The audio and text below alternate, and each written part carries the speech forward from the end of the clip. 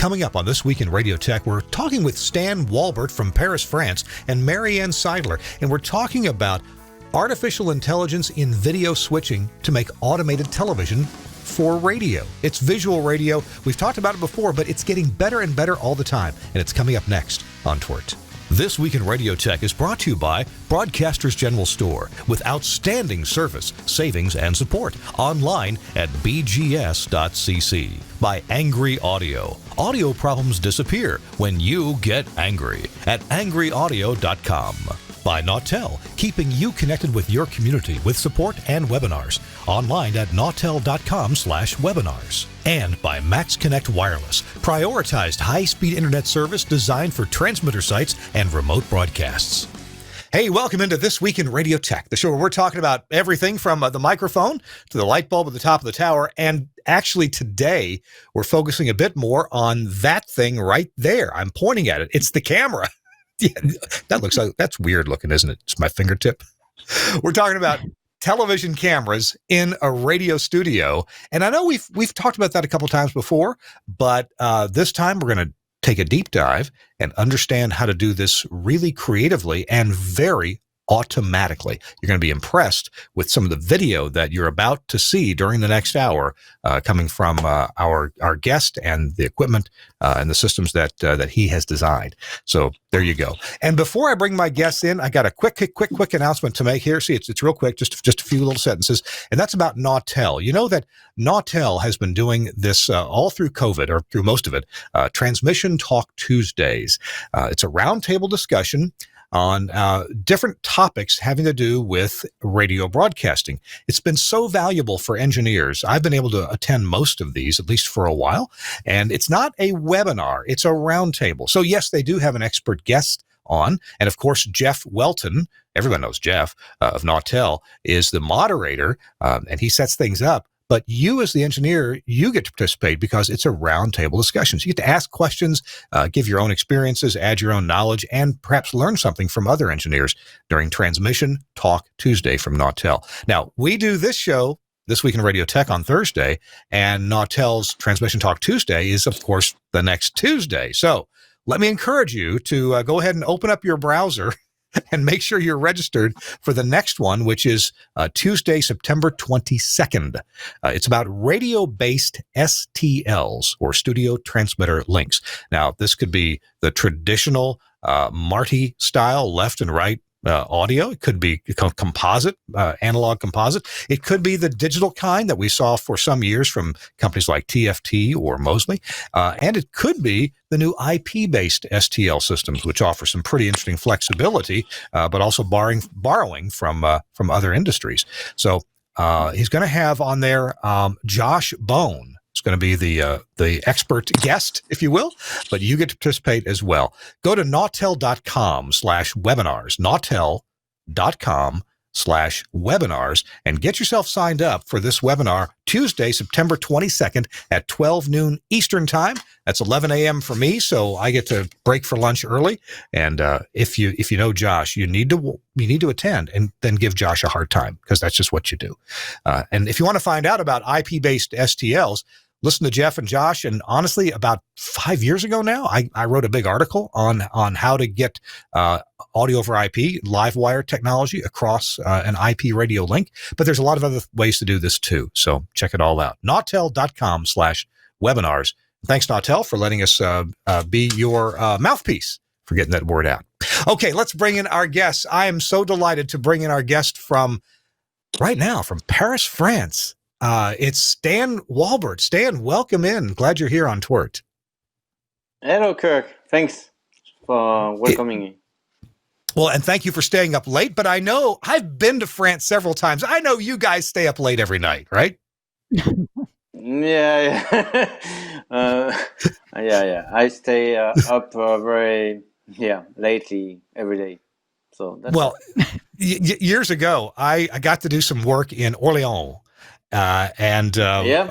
My friends at Vibration Orléans is not very dynamic. Yeah, it's okay. Yeah, well, we stayed up late every night. We would go and have dinner about 10 p.m. Yeah, and we would go have pizza at 10 p.m. and have some beverages and pizza, and it was midnight when we got out of pizza every night, and I thought these people stay up late. Wow, but then they didn't come into work until 9:30, 10 o'clock. Yeah, so Stan, I'm glad you're here. You're going to be explaining to us something about Multicam Systems and your how you've envisioned this and how it actually works out for broadcasters. But we have a second guest with us because Chris Tobin couldn't be with us. I thought, well, Mary Ann Seidler represents Multicam Systems in the U.S. She has a lot of technical information and usage information about these systems. Mary Ann, welcome into the show. Oh, thank you, Kirk. I'm like, a bad penny. You just can't get rid of me. I keep coming back. Well, you're my colleague. You're my colleague at Telos, but you're so efficient that we can't use you full time. So you work with Multicam as well. Yeah. And they're both very cool. They both have something in common, that they're both very, very innovative companies. And we'll talk more about this later as we go. But Mary Ann, the technology that Telos uses, audio over IP, live wire, this is one of the things that Multicam can use to determine who's talking, whose camera to turn on, right? Yes, and it makes it so much easier. When I talk to people who aren't using AOIP, I have to convince them, you'll make your life so much easier to use it, because just even plugging everything in together, it's game changer. Yeah. All right. How much simpler it is. Well, let's talk to Stan about Multicam and see where we go. Stan, so I did a little research on your company, Multicam, and found out that you didn't begin in radio, did you? You started out doing video production for various events. Tell me about how you got started with multiple cameras and doing productions. Yeah. First of all, apologize me. I'm not a radio guy first, but we were first a video production company, and the goal was to broadcast some events to the internet, and it's kind of public debates, sport events, music, different kind of events. So we come from this background at first. Gotcha. So here in the U.S. and I guess in many other countries, since we have the internet now, we have a lot more ways to distribute video programming. In other words, it used to only be through television, maybe our major over-the-air television stations. And then cable came along, decades ago, and we had some opportunities to feed a video program to a cable company. But now with the internet, literally anyone can be a broadcaster. And so whether you're a radio station or a sports franchise or a government, you have the opportunity to have cameras at your events and get those out. Education. Tell me about your early experience with education and classroom teaching. Yeah. So one of the clients we had during that time was a business school, and we were hired to capture the lecture, and people were like, okay, this is really simple what you invented, what you developed, because we invented something that was missing in the area to produce videos easily, cost effective, with less people and less video knowledge that you need. And I was like, okay, this is really nice, I want that, and I want that to be in the end of the students. I want the students to create the videos. I was like, okay, are you sure? Because students are just listen to the lecture. So, okay, let's think about it. We need people that are listen to the lesson of the teacher. They are taking notes and they have to do the video. So, okay, I have just one finger free for them, and not so much attention to pay on the technical aspects. And that's the system we created. So, tell you what, we have some video, and I'd like for our producer Suncast to go ahead and line up the very first video cut, the first timing mark. And I think this is a good opportunity. We can watch a few moments of your final product, the video from your current product, and you can tell us what is happening here. How are these things getting on the screen? Okay. So, Suncast, if you could play that first bit there. Let's see if you can get that. Okay. And we'll go ahead and play that. So this is at France Bleu. France Bleu, exactly. So this is a French national network. And on this show, which is very interesting because this is high-end, we have one guy using the system, but only for the graphics. So all the video switching, the camera things are just automated with our system. But this is a radio program that is broadcasting on television. And so people on television needs to have, different information. It's for the morning show. So they want to have the weather information, the news information, and at some point they see like videos, weather cards, different things that are more, like this one, So they are taking care about all these aspects that makes the video a TV program. But this is a radio program at first. So this is quite interesting. This is completely new. So when you say this is on television, you don't mean this is not just on internet. This is actually on a broadcast facility in France? Yeah. National television, to be honest. So I suppose it's important. Regional. It's important that the production value of what we're seeing on the screen be very high because it's competing with other TV shows. Yeah, exactly. And in fact, the pressure is high for the result, and which is quite impressive because there is nobody behind, and it looks like natural. And you are just one guy making just like great in the layout design, but the video aspect, it's just automated. I've done a lot of morning television myself as a meteorologist, so I've been in the TV station, even a TV station with a small staff, but we'll have a couple reporters, camera guys, we'll have a director, we'll have some graphics people, we'll have an assignment editor, we'll of course have the anchor, maybe two anchors, and the sports got recorded the night before. What I'm saying is, look at all the people that it usually takes to do a program. And I want to point out that the people doing radio, as we saw at France Bleu, they're doing radio anyway. They're doing the work to do the content.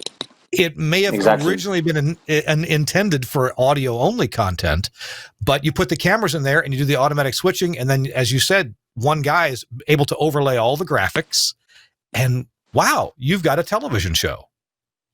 Yeah, and this is it's very important because this was the first things that, people were talking to us, okay, what can you do? Because you are mastering, automation and video systems, easy to use, but what can you do for radio? And I was like, radio is like radio people. You cannot ask radio people to do video, they have to take care about the radio program, the audio program, and you don't want them to pay attention to something else. The goal is to make it transparent for the users. So use your radio environment, microphones, audio consoles, pre-out systems, and everything after that runs automatically. So a bit later on in the show, we're going to look at some more examples of live automated video production done with Multicam Systems. We'll also, and I'll surprise Suncast with this in a few minutes. We'll also take a look. I want to look at just the website talking about this for radio. We'll look at that in a few minutes. That kind of visually explains what the interface is and it's how this kind of thing looks. Right now, though, I want to mention. I'll tell you what. Let me bring Mary Ann back in for just a second. So, Mary Ann, what is your role with Multicam Systems? Because you're located here in the U.S., right? Portland, Maine. Yes, we're still part of the U.S. It's still part of the U.S. That's right. There's always fringe movement. You're a consultant, so how are you consulting broadcasters on these systems? Well, this is, first of all, just from an organizational standpoint, to make sure everything here, but also to talk to broadcasters about what you can do with visual radio and how the multicam system is a lot more advanced than I think a lot of other systems, although it looks very simple. And a lot of what I learned about it, I learned from Stan why it's so much different, because they put a tremendous amount of thought into AI. And so the camera angles that you see and the camera movements are just, they're mimicking a real camera operator, but they're actually doing it much faster than a real camera operator would do it. And what you don't want, and what Stan was saying, is you don't want the radio people to be at all distracted or even aware that their camera's in the studio. Okay. Yeah. You want it to happen automatically, so it's not in the way. It just happens. We're going to look at the technology, just from a UI point of view in just a few minutes. This Week in Radio Tech, episode 510, with Kirk Harnack here in the Telos Alliance studio in Nashville, Tennessee. We're talking with Stan Walbert and also with Mary Ann Seidler. So our show is brought to you in part by our friends at Angry Audio. And Angry Audio, lock, stock, and barrel, bought Studio Hub. The rumor went around that Studio Hub was closed and you wouldn't be able to get their audio adapters or headphone amps or any of their stuff anymore. Untrue. Everything's it's back up and running. You can get these great adapters, and I've wired many studios with a Studio Hub adapter, RJ45 to whatever you need. There's a tip ring sleeve 1/4 inch. My favorite here are this kind right here, where you have either female XLR or male XLR. There we go. And this goes on the back of your piece of equipment, CD player, whatever you got out the back of your breakout box, from your Enco, whatever you got for audio. And then you just take a piece of Cat5 cable and run from here over to wherever you're going, whether you're going into an audio console that already is outfitted with Studio Hub Standard, or going to the back of an AOIP node or blade or something like that. Look, of course, they've got male XLRs also to return your audio from your AOIP system back out to where you're going. And you know what? If you want to use a different style, you can use this kind right here that already has the male RJ45 built onto it to whatever kind of connectors that you need. These have been so popular that there have been a number of imitators come along over the years. Studio Hub was the original. Dan Braverman worked hard to get the manufacturing processes down right. And now Mike Dosh has further improved those manufacturing processes to make sure that every single one that goes out the door is real quality. It's not going to break. It's going to work every time you plug it in. And so with the imitators that come along, of course, there's price competition. Well, you know what? Right now, you can get anything from Studio Hub: headphone amps, brackets, power supplies, any of these adapters, any kind of the dongles to make your wiring jobs easier. Get it all at 20% off. And then basically you're paying the same price as even the knockoffs. So don't embarrass yourself by getting a knockoff product. Get the real Studio Hub standard in your radio station. I have wired so many studios with this. And you know what? The only thing that frustrates me is if I forget to buy one of the right adapters, and I still have to break out the soldering iron. Oh, it just kills me. But I've been able to wire some studios completely, no soldering iron whatsoever, just my Studio Hub adapters, Cat5 cable, and I make up a few Cat5 cables. And you can get Cat5 cables from Studio Hub as well too, with the foil shielding on them. They're just great. Check it out. You can go to angryaudio.com and click on the Studio Hub section. You can also call your favorite dealer. And just in case your favorite dealer tries to steer you to, some house brand, you need to say, no, I want Studio Hub, and I want it at 20% off. And there you go. Thanks a lot, Angry Audio, for sponsoring This Week in Radio Tech at angryaudio.com. Hey, it's Kirk Harnack in the Nashville studio of the Telos Alliance studio of This Week in Radio Tech.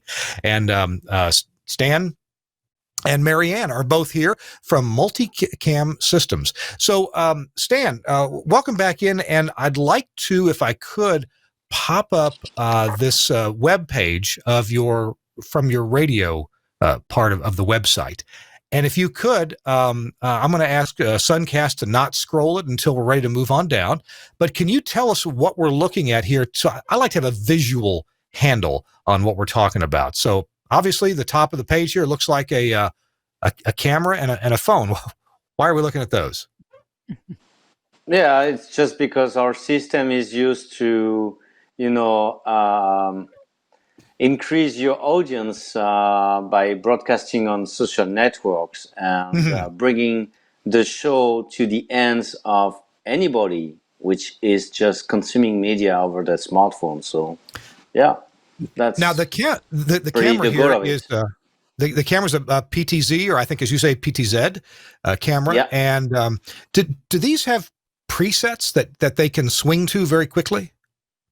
Yeah, so if you look at the screen at the bottom of the website here, we have scroll on down. Yeah, just there, yeah.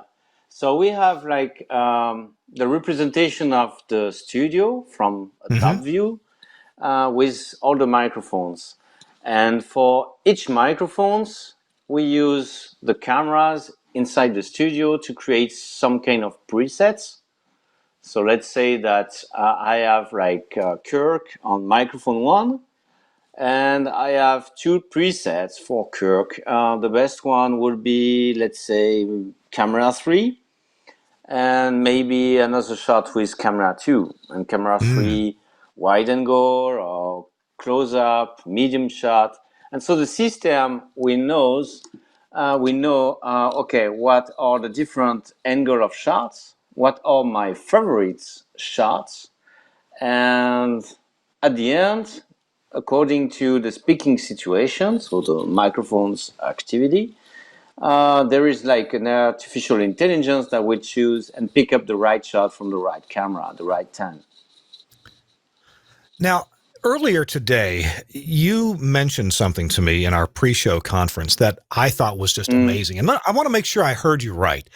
You looked at and you analyzed a lot of television talk show situations, and you analyzed the shots that a human director chose to get for these, and you analyze, what looks good back to back, what doesn't look good back to back, like a shot where the person is this high and go to another shot where the other person is the same size. This is generally not a good, it's known not to be a good transition. You use different focal lengths, right?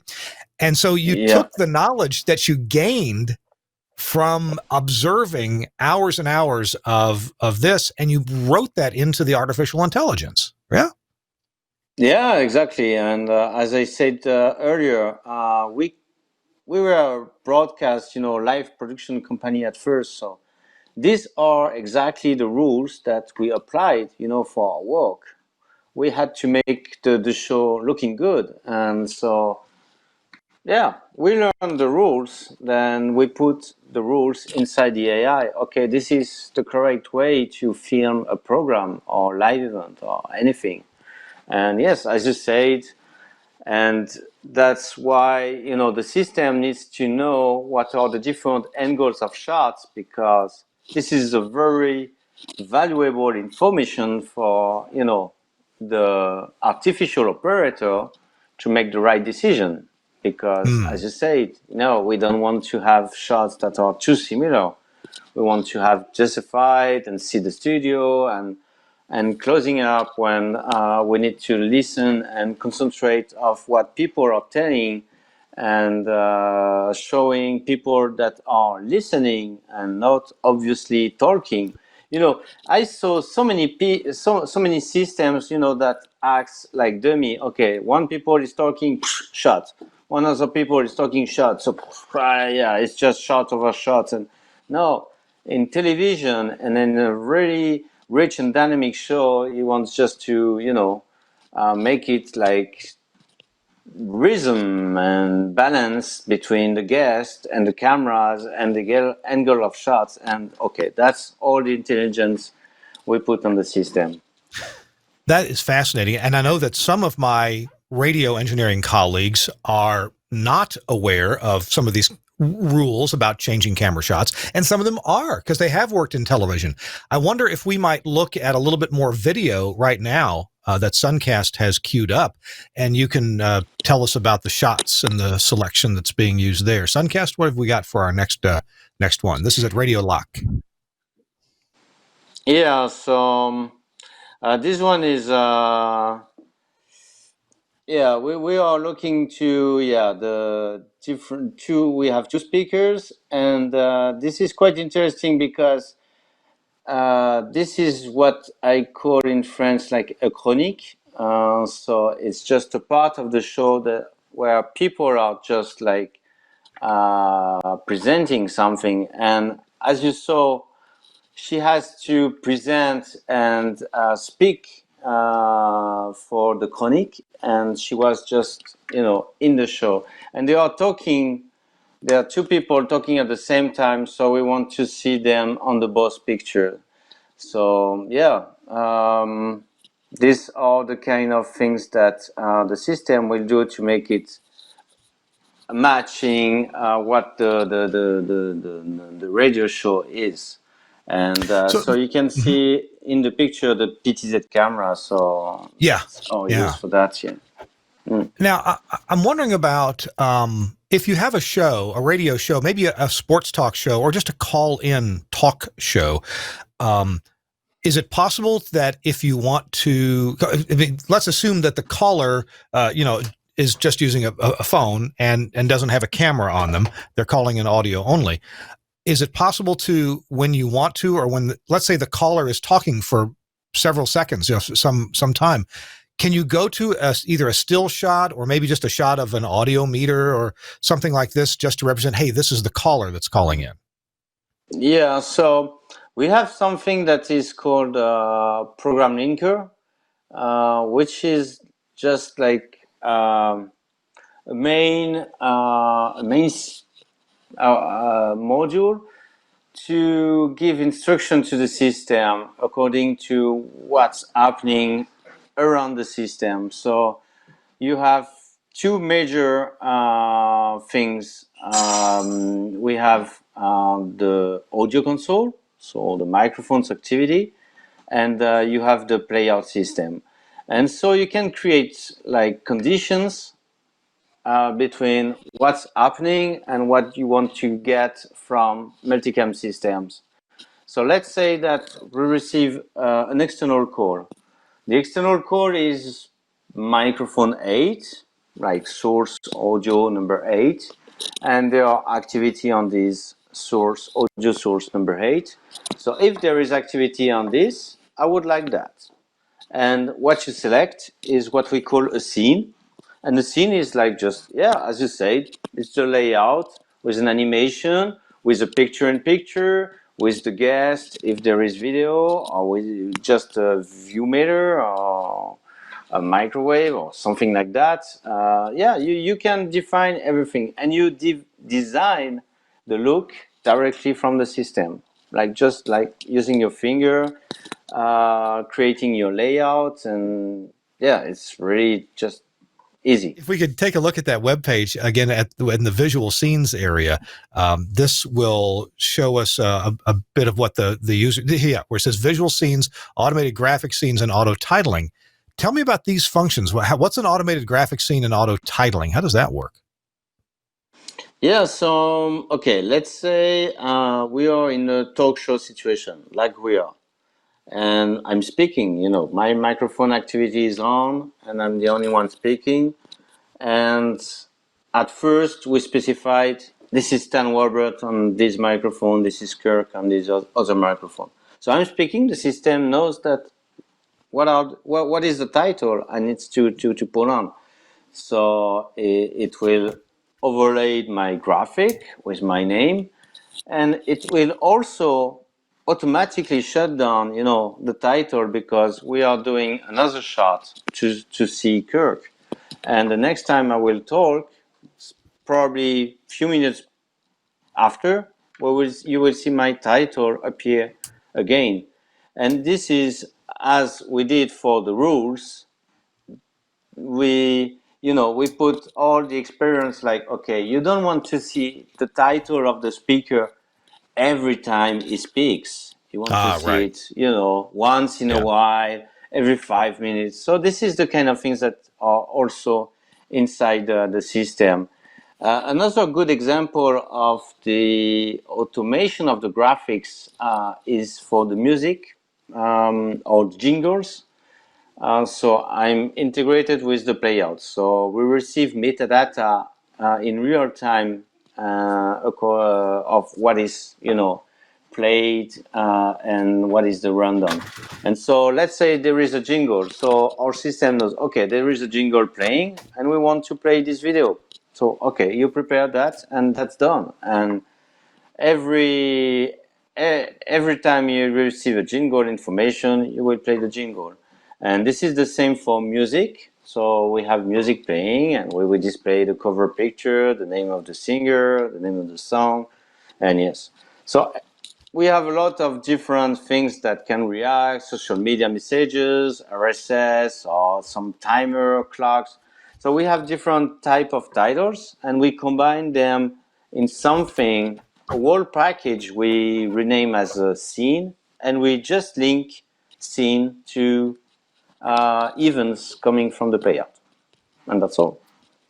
So this sounds like there's some definitely some work to set it up, to get it to behave the way that you want. But once it's set up, the AI takes over and uses the assets that you've put in there and draws in automatic assets like title and artist information to give you a show that you don't have to really do a lot with once you set it up. Is that right? Yeah, that's exactly that. And what I would like to point out is that the setup is like just real simple, effective. You don't need like to create or to write macros or to develop something. Everything is just like open to you, and you just need to focus on your content. What do you want?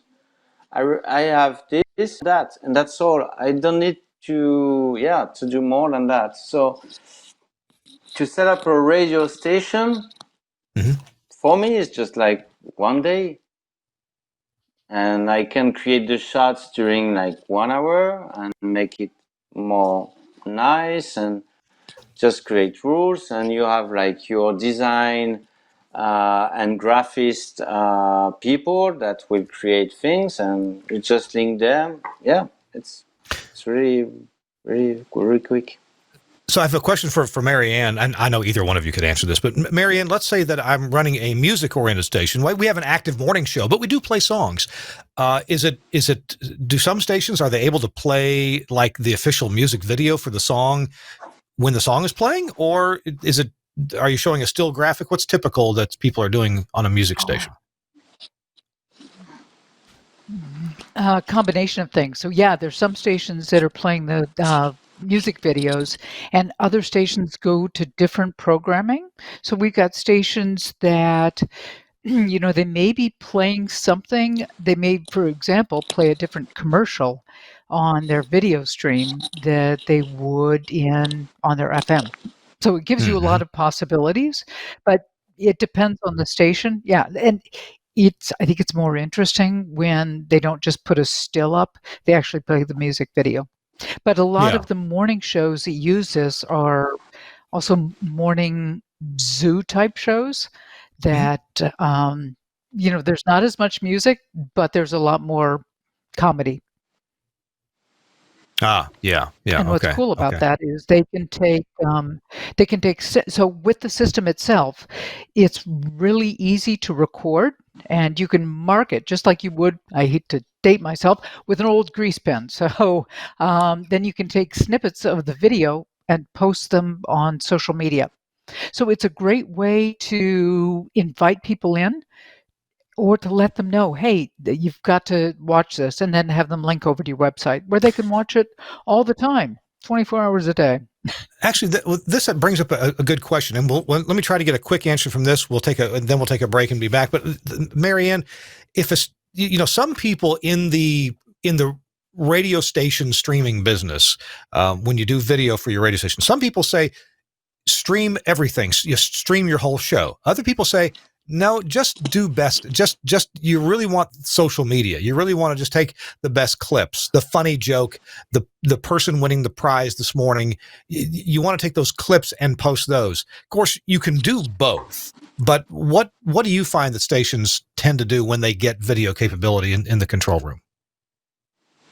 A lot of them tend to play the whole show, especially if it's a morning show. However, what you could do is take, and I really think the best of both worlds is to take snippets and put those on your social media, but then play everything else live on your website. Because you know what? On your website, you can put ads. And you could sell the lower third for advertising. And frankly, I think most radio stations would like to see a little more revenue coming in. And this is ways that you can do that. So streaming the entire thing on social media, while it's good, it's not helping your station earn more money. And visual radio can help and does help stations earn more money. This is This Week in Radio Tech, episode 510. We're talking with Mary Ann Seidler and Stan Walbert. Stan is the president of Multicam Systems based in Paris, France. And their technology is just amazing. You can check out their website during the show here if you like at multicam-systems.com. And you can see that they have expertise in several different areas of media creation, including medical, radio, of course, education, and covering conferences as well. So they certainly had experience doing this before they got into doing this for radio. But hey, the stations around the world are letting folks in on what's going on in the studio, and sometimes it's interesting to do that. As I mentioned earlier in the show, my own radio stations in American Samoa, we started doing this manually. It wasn't automatic at all, with little 4 cameras in the studio. We had a guy whose job it was to be funny on the show, but he would also just punch the 4 different cameras. I'm not saying it was nearly as good as what you can do nowadays with multicam, but we were on the cable channel. And, people who were getting dressed in the morning, getting ready to go to work, they put us on the cable, and they could see, our talent there in the room. And some people thought, well, that's pretty interesting. When we had the news lady on, we'd show her. And anyway, we thought it was beneficial then. And that was, that had to be had to be 15 years ago. We were actually doing that. So doing it in an automated way now that has much better sensibilities for television production is what Multicam is all about. All right, this is This Week in Radio Tech, episode 510. We're going to look at some more video clips and have Stan explain those to us in just a few minutes. We're brought to you in part by our friends at Broadcasters General Store. That's where you can get the great products from Innovonics. Let's look at one of them right now, the Aaron 655. The Aaron 655 is the latest addition to the Innovonics family of rebroadcast receivers, designed specifically for FM broadcast translators, also referred to as relay transmitters. The Aaron 655 is unique as an uncompromising DSP-based HD radio and FM receiver combined with a powerful 3-band audio processor and dynamic RDS encoder. IP connectivity adds streaming capabilities, and a web browser interface gives you total remote control of the unit from any PC or mobile device. The Aaron 655 gives you maximum flexibility for program sources. Select program audio from analog FM, digital channels HD1 through 8, streaming sources, and analog or AES digital line inputs, all with assignable failover audio backup. The internal RDS encoder allows you to customize your RDS messaging. You can use incoming off-air RDS data, convert HD radio pad data to RDS, convert streamed metadata to RDS, or receive IP telnet data. Comprehensive audio processing includes gated and windowed AGC, a unique syllabic leveler, 3 bands of compression, and both wideband and independent HF limiting. Easy setup is achieved by using 10 factory presets and 10 customizable presets. The processor also supports day parting, allowing automatic preset changes to follow different programming formats throughout your broadcast day. The front panel has an OLED display and jog wheel with intuitive menus for easy setup, advanced control, and editing for all operating parameters. The Aaron 655 dynamic web interface gives you total remote control of the unit from any PC or mobile device. A comprehensive set of menus includes a quick overview of now playing info, input-output control, processor options, RDS encoder, alarms and notifications, SNMP settings, and much more. You can also listen to the live audio broadcast streamed through the web interface. You should check this out, seriously, at innovonicsbroadcast.com, innovonicsbroadcast.com. And they have the coolest thing on their website. You can play with any of their products that have a web interface. You can play with them right there on their website. And you can also get all these products from Broadcaster's General Store. Their website is bgs.cc. You can give them a call because they are experts at being nice to you on the phone at 352-622-7700. They are all set up to have that nice chat, to help you get the right stuff and to get it ordered and inform you on when it'll get there at bgs.cc. Thanks a lot to Innovonics and to BGS for sponsoring This Week in Radio Tech. And I really do wish that you would make sure you patronize our friends at Broadcaster's General Store. Great folks. All right, it's Kirk Harnack, and we're here with Stan Walbert and Mary Ann Seidler talking about Multicam Systems. These kinds of systems are becoming very popular, and Multicam has some interesting advantages to doing automated, AI, artificial intelligence, video switching and graphics. We're going to look at a video clip in just a minute, but Stan, I wonder if you would first talk to me about some of the possibilities for automated graphics. We saw in that first cut weather going on there, and imagine you can take in the current weather information and the weather forecast for different cities that you may cover. But what are some of the other types of information that you want to put on the screen automatically? Yes, so we can overlay and include graphics of many different things. What is important is to engage the audience, so to make the show interactive. And what makes it interactive, interesting for people? First is to provide information. So it can be news information. And so that's why we integrated, since the beginning, a few years ago, RSS feeds. The second thing that is important is to integrate social media, social networks messages to, make the show interactive. And so you can moderate messages coming from the social media to put them, in your show, interact with it. The third thing is the direct playout system integration. So as I discussed earlier with the music information and kind of things, but it can be like just the show name or the jingles and all these kind of things that the program knows. And after that, we continue to integrate information providers to always bring the more interesting information you can show in your content. So I'm a little interested in how you decide, how a radio station would decide what kind of information is appropriate to go on the screen during the show. And here's what I mean. Yeah. Our brains, we're kind of accustomed to looking at a quick visual weather forecast while we're listening to something else because it's visual: sunshine, clouds, rain, temperature. That's not going to provide too much cognitive dissonance between the two things.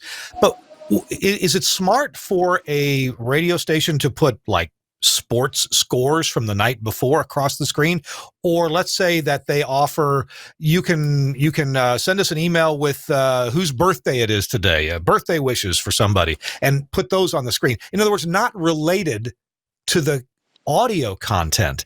Should you try to have the things related, unrelated, or does it matter? How do you decide what should go graphically on the screen in your show? That's a really good question, Kirk. And that's up that's the decision that every station can make. What I would say is, by my experience, that there are two different kind of visual radio, objectives.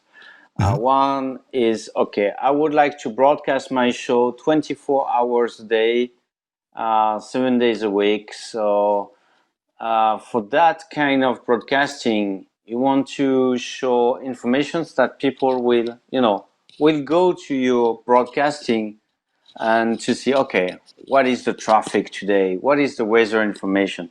I just have one media to get information. So yeah, you need to display this information oftenly. Also, radio stations, they are more targeting to have people seeing their broadcast just like one portion of the day, just few minutes, because this is exclusive content. This is shared as a snap on the social networks. And so for this kind of show, yeah, every graphics, you just want to show something that is related to what you see. So it really depends about the strategy you have regarding your broadcasting. Is it like full-time broadcasting, or just some extracts as on-demand videos? So yeah, and you decide according to that what kind of look your people will be interesting to see. Let's take a look at another video. I love watching these videos because we don't have so much of this going on in the U.S. yet, or at least, I'm sorry, I'm sure there are a few stations. It's coming. It's coming. Yeah. But in Europe, and I notice in Latin America, it seems like they've been doing a lot of this for some years. Let's take a look at this cut from, is it LFM in Switzerland? Let's see what that looks like. What's going on here? Yeah, so, okay, this is like just a humor chronic. But this is quite interesting. We don't see it right now, but this customer, because, yeah, somebody is talking, so we don't want to see graphics that are just disturbing what she's saying. And now this is just an interaction between two people, and you see how the AI is looking as natural. You see people listening to the guy, or the guy just talking and shot on him. And this customer has also a good graphics integration, and maybe we will see it later. But yeah, at some time they have like information coming, because yeah, a good subject is the advertisement, because in the radio you have negotiated, your sponsors for radio. Right. But let's say you are video broadcasting. Are your sponsors also for video part? Or are you using different sponsors, like sponsors for the video podcasting? Or do you have the rights, to put your sponsors, the radio sponsors, on the video side? Or do you want just to hide it and to show different content? So that's also something interesting, because, and this is something that Mary Ann said earlier, how you can increase your revenue with radio. And visual radio is also something that can help you to increase your revenues, because you can negotiate video advertisements additional to your audio advertisement. And you're showing that, like, video jingles, just graphics as lower thirds, these kind of things. Mary Ann, I'm guessing some of what a station puts on the internet visually would be driven a little bit by the legal department, or what the laws are about what you can transmit or not transmit in your country. Would I be right about that? Yeah. So, if you don't have the license to broadcast music videos, then you can't. So you may broadcast other content as well. But you know, Right. one thing with taking these snippets, and it's another thing to think about, if we think about radio audiences, visual radio is a really good way to reach a younger demographic because they're all on their phones and they're consuming content more than any other generation has. So radio should be competing for that content. We can't seed it. No way. I got to tell you, I'm well into my 50s, and I consume most of my media content right here on this thing. And I would watch a local live morning show for a while. If we had one here in Nashville that was interesting to me. I was just thinking, do I listen to an actual radio much anymore? Occasionally in the car, but I was at a store a few days ago and I bought a cheap AM/FM radio for my son, and he's 10 years old, just to see what he would do with it. He likes it. He said, "Oh, this is cool. I can I can put it on here and just listen." So he plugged his earbuds into it, and he's listening to a local radio station. And that's I think that's pretty interesting. But most of his time he's watching videos on YouTube. So we want to get some of that video action from that younger group. Exactly. With this, radio can do it. Exactly. Before we run out of time, I think we have one more video clip that is different from the others. The others were radio stations, but we have one more clip that is, I guess, manually produced with some PTZ cameras and some handheld cameras. So, Suncast, as soon as you get that last clip ready to go, we'll have Stan tell us what is going on with it, if we can. I think this was at a music festival. Suncast, it's the music one. So we'll get that queued up here in just a second. So this one's not totally automated, but there are some remote control PTZ cameras on there. By the way, and that's also Go ahead. Here we go. Yeah, that's also the advantage of using robotized camera or robotic systems. Is just to help you to create like more advanced content, but also reducing your cost, because in this example we have like just one cameraman following the singer. We have probably one or two guys on the stage, and the rest of it is just robotics. So that's a robotic camera on a track right in the front of the stage, right? I thought exactly. I saw that. Yeah. Wow. And I know this is something that we are manufacturing as well. We are providing this kind of robotic advanced system as well. Yeah. So if a radio station, and some radio stations do get into local video production, especially for high school sports, or maybe they have some sporting event that goes on in their community and not so much, it's not really covered nationally, that they can cover this. I know there's, for example, some boat races in Louisville, Kentucky, for example, that often do get covered.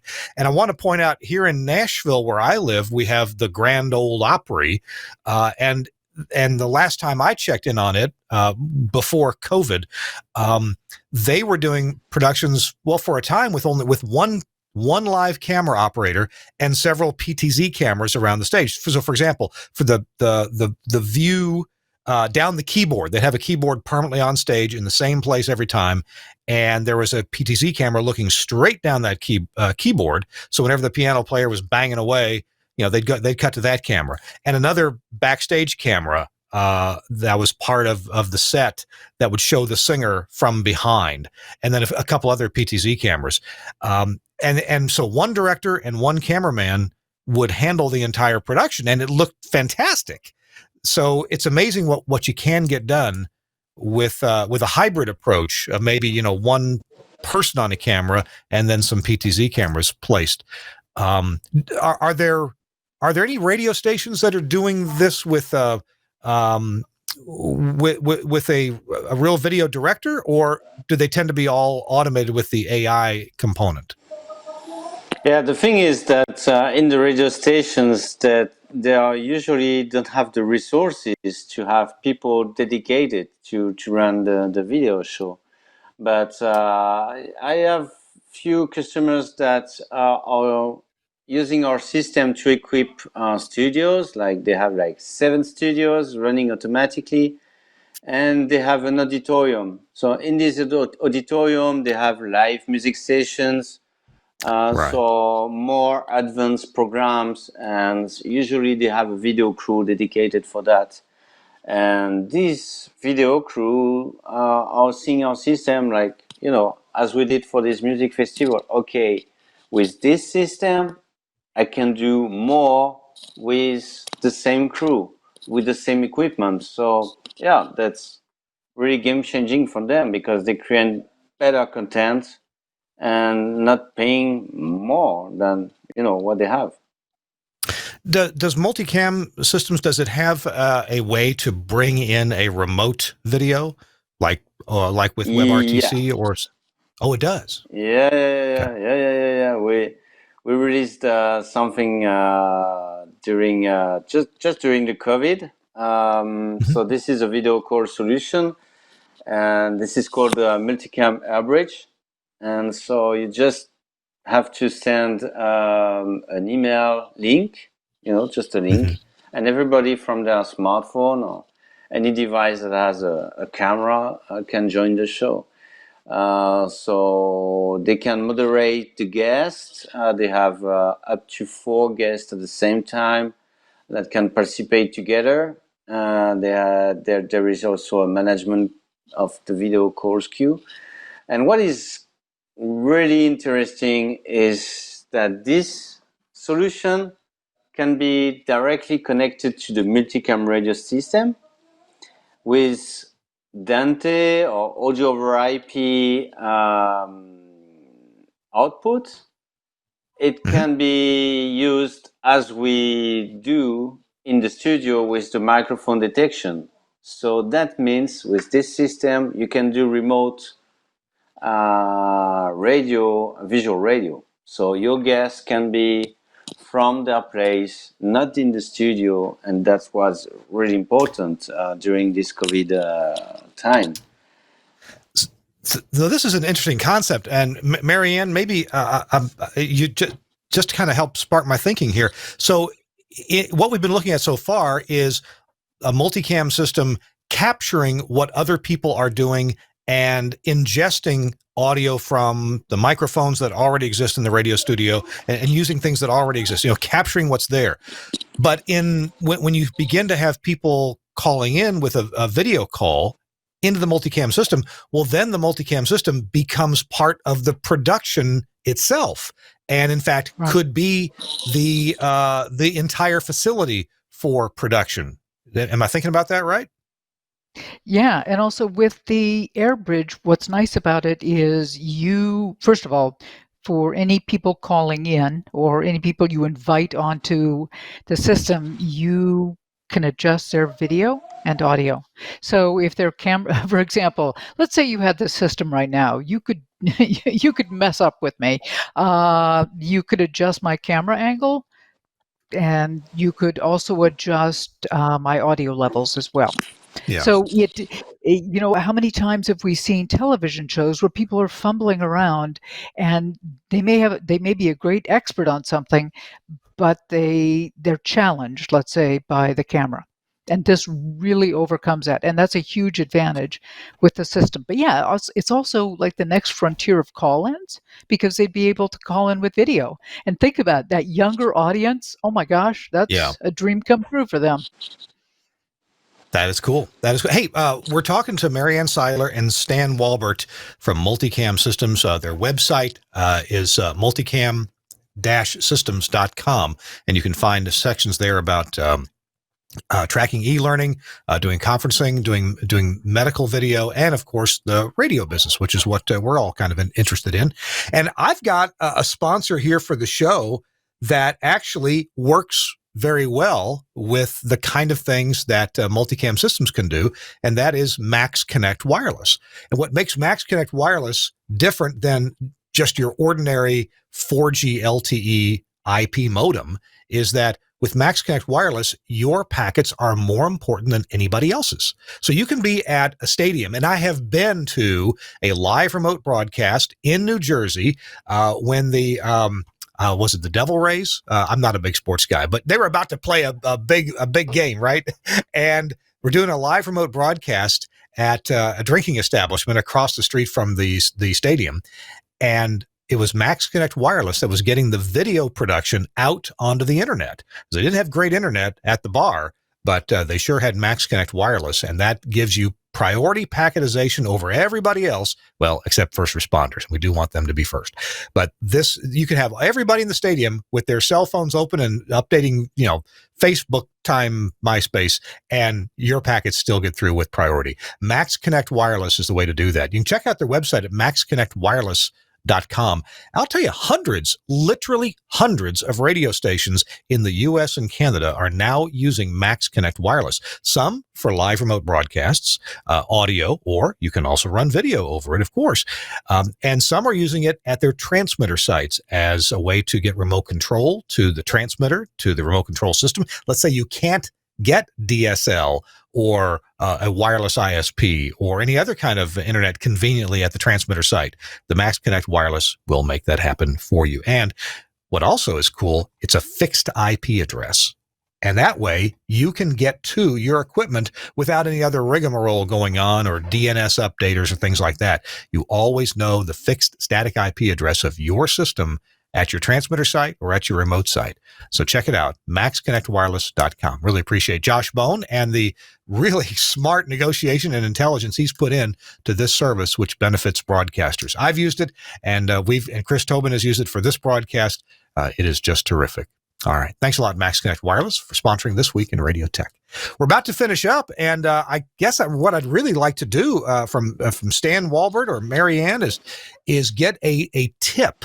So why don't we start with Stan? Stan, I kind of want to end the show with a piece of advice. If a radio broadcaster is thinking about, we do have a rather dynamic morning show. They're kind of crazy. Or we have some other show we'd like to put on the internet because we can sell it to more advertisers, or it would be a better way to serve our public. What advice would you give to a broadcaster contemplating this right now? My first advice, would be, what do you want to target? Do you want what kind of, people, age, what time, and what focus you need from them? So it will tell you, all right, do I need to share the entire show, or just extracts, or just a small part of it? That's I would say the first question, and the second one is what do you want to show in terms of look and feel and visual, and that will probably to ask yourself, all right, is my environment nice enough? And that's why we also released another solution called Backdrop. I can talk to you about it later. But that will also make your room look nicer, even if you're broadcasting from your cave. And after that is, all right, how many people I have around the table, and what are the best position of the camera shots. And for all these kind of things, we also, give advices to our customer, because we are just passionate guys and we want the visual content looks nice. So there are many things to think about, and we do this consultancy free. As soon as you buy a Multicam system, you can benefit from all these good advices. So it sounds like with the backdrop function, I could be in the France Bleu studio right here. Yeah, exactly. You could be like on the beach or on the mountains, or everywhere. Yeah. Yeah, it's just like virtual. So just ask me, and we just project your environment in the LED walls or TV screens behind you. And this is something that, it's really tremendous because everybody also wants to be part of the show, wants to have a unique experience and an immersive experience. And we see with this kind of technology a good way to teleport people and to make the broadcast, without any frontier. We could be also on the same show. We could share the same background, and you are in the US. I'm in France, but we are in the same room. So it could look like we're in the same studio. Okay. Yeah, exactly. Something else that I like about visual radio is sometimes you have, like I live in Nashville, Tennessee, so there's a lot of musical artists that live close to me. I live just down the street, literally down the road, lives Sheryl Crow from here. Oh, yeah. And I like it. Yeah. And John Rich of Big and Rich. And I got a musician next door. He writes a lot of stuff for Sony Music. And we have radio shows where we hear these artists, but when we do visual radio, we can also see the artists. And that for some people, me included, that would be more enjoyable than just hearing it, to be able to look and see that artist too, from a radio studio. So, Mary Ann, let's go to you real quick. Sorry, go ahead, Stan. No. That's also making the visual content an exclusive thing, because it had something additional to the audio itself. Yeah. And accomplishing that without a great deal of effort on the broadcaster's part, it becomes very automatic.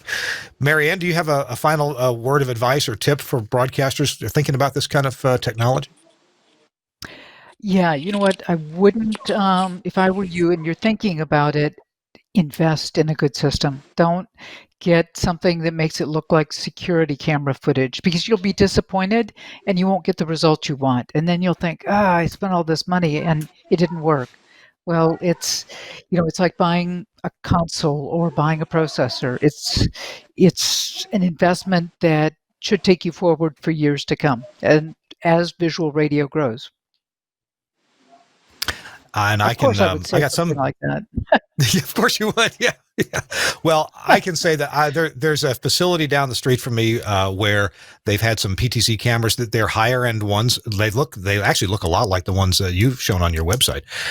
And they have worked for some years just beautifully. They make beautiful pictures. And I can tell you that whatever the investment was, it's absolutely worth it. I have also bought some cheap cameras here and there, and they haven't been worth it. So yeah, I love Stan's advice. Who do you want to serve, and what do you want it to look like, and what's going to be appealing to your audience? And frankly, for commercial broadcasters, it comes down also to what can you sell? What can you do as a value add to get people to watch and listen, and to get advertising messages in front of those people, so that it can pay for itself. All right. Stan, Walbert, thank you so much for joining us and staying up very late in Paris, France. I've enjoyed chatting with you and meeting you this way. Thanks for being with us. Yeah. Thank you, Kirk. It was very nice. I enjoy it. And Mary Ann, you haven't stayed up so late, but I appreciate you being with us here as well. Thank you. I'll take a bed immediately. Right. We'll have links in the We'll have links in the show notes to the things that we've talked about, including the full video where we took a few parts of. You can watch the whole video and see how these systems work and the kind of visual graphics that you'll get. I think it's very educational. Certainly, if you're a broadcast engineer, if you haven't been asked about this already, you're likely going to be. And what a great way to be informed about the possibilities than watching the videos, checking out the equipment and the systems that are available. That's it for us. I want to thank very much Suncast for being a great producer on this show. It's not all automated. Suncast does punch buttons, and I appreciate that very much. Also, best wishes to Chris Tobin and whatever exhausting meetings he had to hit this afternoon. It had to do with budgets. Ugh. So, Chris, I hope you make it through okay, and you're back next week. And speaking of that, we got to go, and we'll see you next week on This Week in Radio Tech. Bye-bye.